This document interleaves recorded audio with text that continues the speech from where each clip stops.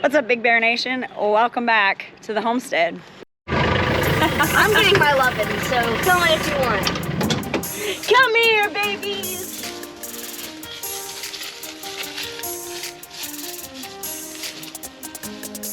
So a couple of days ago, I was telling you about the junk piles and us cleaning out this back part of our pasture behind the shop. And we have been working diligently, and we were almost done, and we got interrupted by cows. So Ladessa and Jason were out cleaning up all of the junk wood behind the shop, and they got a call from our neighbor. You know, that call we never like to get. Hey, I think your cows are in our pasture. Now, our neighbors, they plant a cover crop over the winter to attract deer, but that also attracts our cows.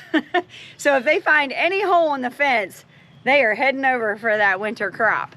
We got the call about the cows being out, and we had to come out here and work most of the day into the evening trying to get this tree off of the fence line, because what had happened is during the summer it had fallen during a storm and it laid down here across the creek, and it was fine during the summer because we had all of the green, you know, grown up on the fences, and so it kind of deterred the cows from even seeing that there was an opportunity to get over the fence. So all summer we didn't have a problem. Well, as you can see now, the trees have dropped all of their leaves, all of the greenery has died back, and now all of this is exposed. So you can see now way up, I mean, I can almost see up into my neighbor's pasture. So what we figure happened is they were back here walking around looking, and they found an opening back here, so we had to come back. And when Jason and Ladessa got them back from our neighbors over here, they had to actually drop some of the fencing. And so we had to come back in and basically repair that whole line of fencing. So we had to start, there's a tree right here, and we had to connect all the way over to the tree way over here.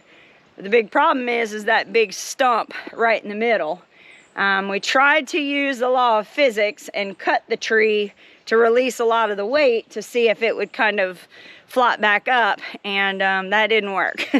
So the alternative was, instead of running the fence behind the stump and encroaching on our neighbor's fence line, we went ahead and came on the inside of the stump, hoping that eventually that will break down and rot, and we'll eventually be able to move it. Because right now, the way that this is, we don't have any way to get across the creek to be able to use the tractor to move it. And it's too far of a distance for us to use a chain. So for right now, it's just gonna have to do.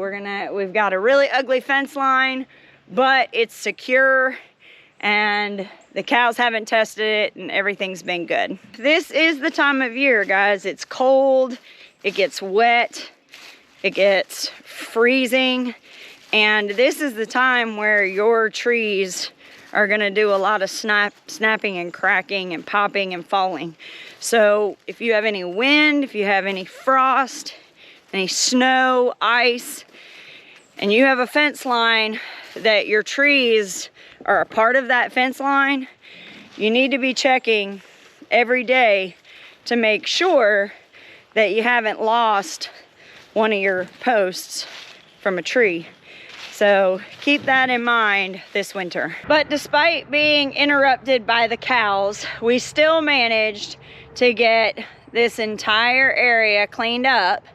And now all that's left is to start picking up certain piles all over the property and organizing it here so that we can utilize everything that we find, because we are constantly finding new things that somebody just threw off or buried or put it in a pile somewhere. So now we have a system set up that we can organize all of that stuff and be able to utilize it to help us here on the homestead. Thank you for stopping by the Big Bear Homestead. God bless and have a nice day.